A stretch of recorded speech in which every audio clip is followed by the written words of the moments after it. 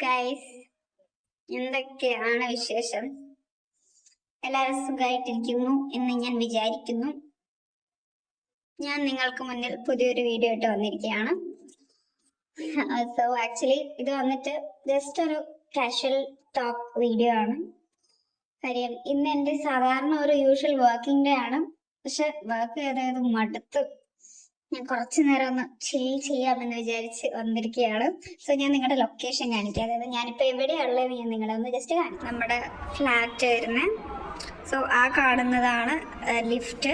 ഞാൻ കാണിച്ചു തരാം. നമുക്ക് 2 ലിഫ്റ്റ് വരുന്നുണ്ട്. ആക്ച്വലി 2 അല്ല 3 ലിഫ്റ്റ് വരുന്നുണ്ട്. സോ ഇത് 1ാമത്തെ ലിഫ്റ്റ്, അത് 2ാമത്തെ ലിഫ്റ്റ്. ഇത് രണ്ടും ചില സമയത്ത് ചിലപ്പോൾ രണ്ടും കേടാവുന്ന സിറ്റുവേഷൻസ് ഉണ്ട്. അപ്പം നമുക്ക് ഇവിടെ ഇതിനകത്ത് ഇങ്ങോട്ട് ഒന്ന് കയറി കഴിഞ്ഞാൽ വേറൊരു ലിഫ്റ്റ് കാണാം. പിന്നെ ഏതെങ്കിലും ഒരെണ്ണമൊക്കെ കേടാവാറുള്ളൂ മോസ്റ്റ് ഓഫ് ദ ടൈംസ്. 2 ലിഫ്റ്റും കൂടി ഒരുമിച്ച് കേടാവാറില്ല. ഇത് സ്റ്റെയർ ആണ് കേട്ടോ. ഇവിടെ മുകളിൽ എഴുതിയിട്ടുണ്ട് ഫയർ എന്നൊക്കെ. ഭയങ്കര ഇരുടാണ്. സോ ലിഫ്റ്റ് ഇല്ലെങ്കിൽ നടക്കാൻ താല്പര്യമുള്ളവർക്ക് നടന്നിട്ടും പോകാം. പക്ഷെ ഭയങ്കര ഇരുടായതുകൊണ്ട് ആരും അങ്ങനെ സ്റ്റെയർ യൂസ് ചെയ്യാറില്ല. ലൈറ്റ്സ് ഇല്ല അവിടെ. പിന്നെ ആ കാണുന്ന 3 റൂമുകളിലും ഇല്ല, ഐ മീൻ ആൾത്താമസം ഇല്ല. പിന്നെ ഇവിടെയൊക്കെ ഇവിടുത്തെ ഫ്ലാറ്റിൽ നിങ്ങൾക്ക് നോക്കി അറിയാം, വളരെ ഈ ഒരു റൂമിൽ മാത്രമാണ് ആൾത്താമസമുള്ളൂ.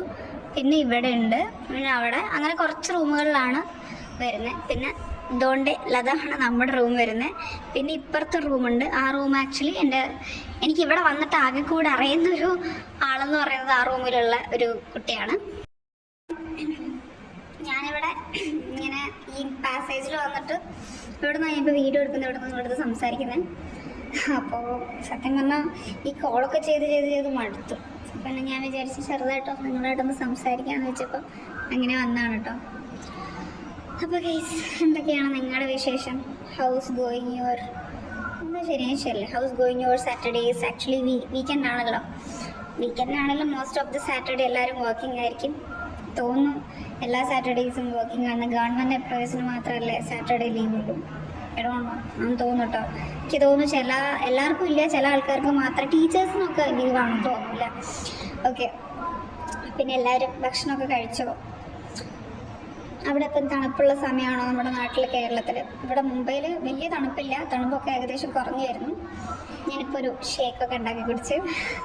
അപ്പോൾ ഇവിടെ ആരും അങ്ങനെ വരില്ല കേട്ടോ. ഐ മീൻ ഈ ഒരു പ്ലേസിൽ അധികം ആൾക്കാരൊന്നും വരില്ല. കാര്യം ആൾത്താമസം ഇവിടെ കുറവാണ്. സോ അതുകൊണ്ട് സ്വതന്ത്രമായി എന്തും സംസാരിക്കാം, എന്തും ചെയ്യാനില്ല കേട്ടോ. എന്തും സംസാരിക്കാൻ പറ്റും. കാര്യം ഇവിടെ നിങ്ങൾക്ക് നോക്കിക്കഴിഞ്ഞാൽ ക്യാമറ ഒക്കെ കാണാം. ക്യാമറ ഇവിടെ ക്യാമറ ഇവിടെ എവിടെയും ഉണ്ട്. ഇപ്പം ഞാൻ നോക്കിയിട്ട് കാണാനില്ല. പിന്നെ എല്ലാ സെറ്റപ്പ് ഉള്ളത്, എല്ലാ വിധത്തിലുള്ള സെക്യൂരിറ്റിയും സംവിധാനങ്ങളൊക്കെ ഉള്ള ഫ്ലാറ്റ് തന്നെയാണ്. സിഡ്കോൻ്റെ ഫ്ലാറ്റാണ്.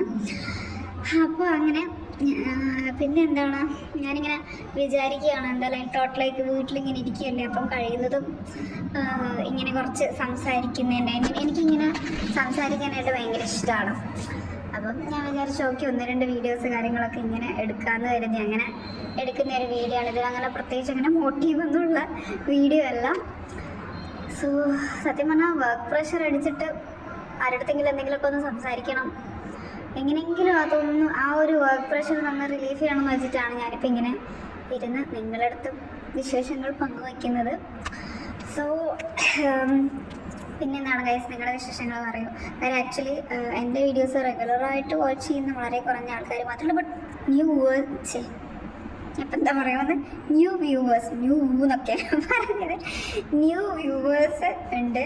മീൻസ് കുറച്ച് ആൾക്കാർ ഞാൻ അനലറ്റിക്സ് നോക്കുന്ന സമയത്ത് കുറേ അധികം ന്യൂ വ്യൂവേഴ്സ്, പുതിയ പ്രേക്ഷകരുണ്ട്, അതായത് പുതിയ ഓഡിയൻസ് ഉണ്ട്. So I warm welcome all of you to my channel little talks with Archana. Because കാര്യം സ്കിപ്പ് റേറ്റ് ആക്ച്വലി കുറച്ച് കൂടുതലാണ്.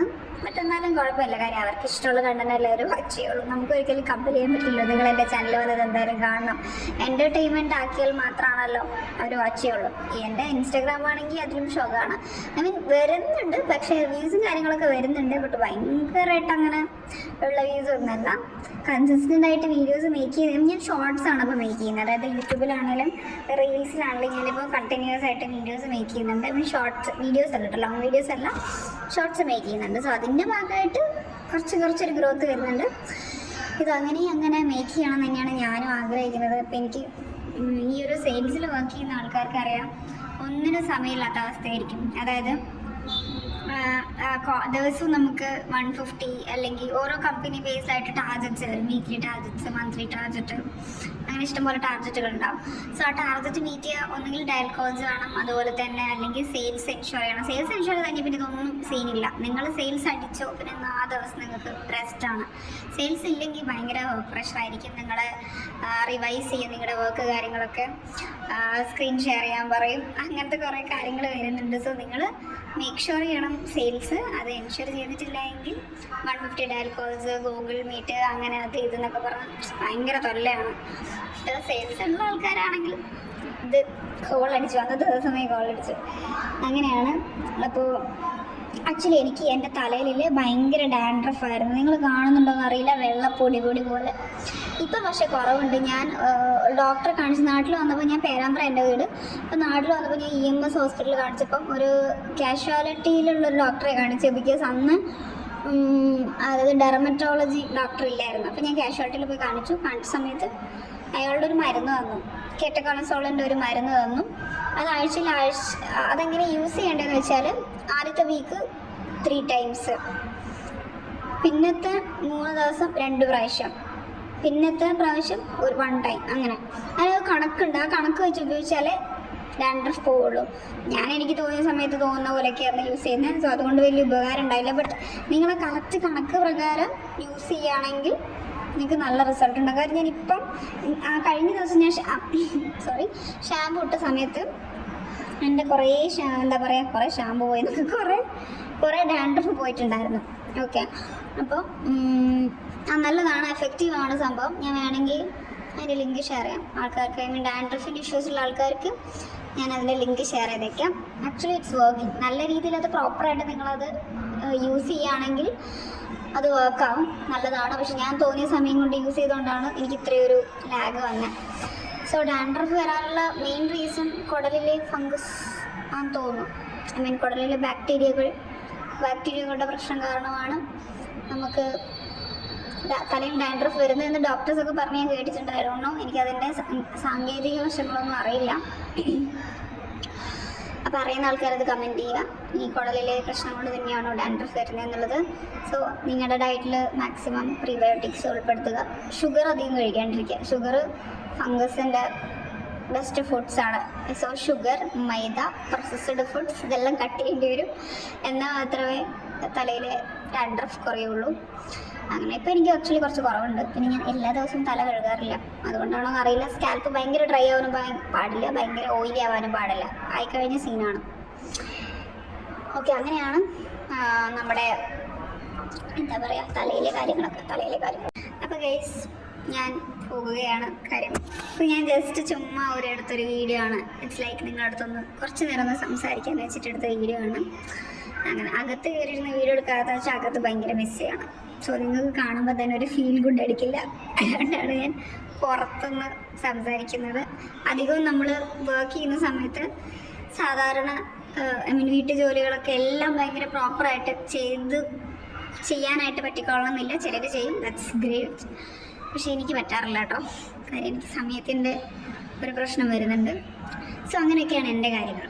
സോ ഞാൻ അടുത്ത വീഡിയോ ആയിട്ട് വരുന്നതിലേക്കും keep watching, keep supporting. And നിങ്ങളുടെ വിലയേറിയ കമൻസ് എൻ്റെ യൂട്യൂബ് ചാനലിൽ രേഖപ്പെടുത്തുക. നിങ്ങൾക്ക് ഇഷ്ടപ്പെട്ടില്ലയോ, ഇനി എന്തെങ്കിലും സജഷൻസ് ഉണ്ടോ, എവറിത്തിങ് നിങ്ങൾക്ക് കമൻറ്റ് ഡൗൺ ചെയ്യാം. So this is me Archana, signing from little talks with Archana. Tata, by.